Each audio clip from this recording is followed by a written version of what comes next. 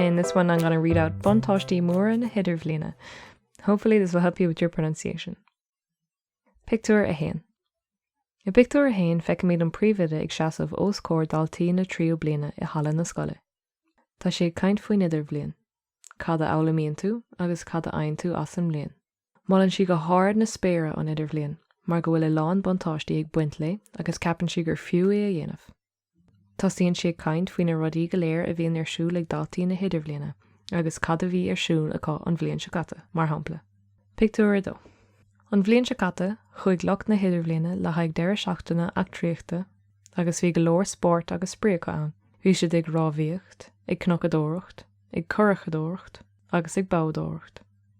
Deire seachtainna lán le crack agus achtraí nua a bhí ann. Pictiúr a trí.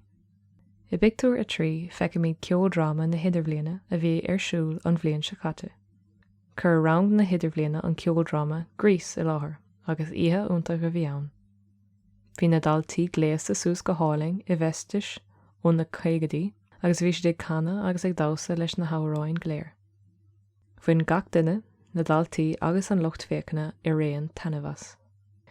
Pictiúr a ceathair.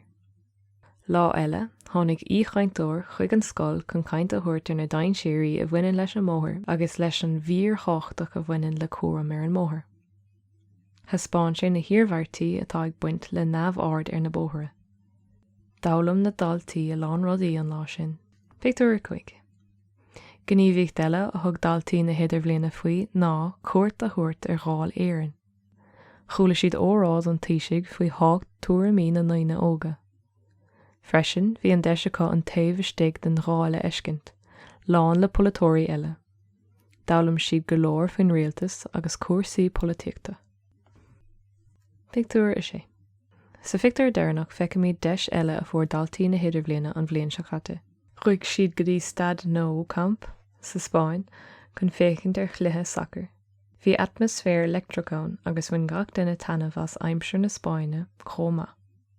Ag deire caint an phríomhide, tá daltaí na tríú bliana ag machnamh ar an gcuine a bheith le déanamh acu. Ceapann siad go bhféadfadh sé a bheith antharbhach, spragúil agus fiúntach.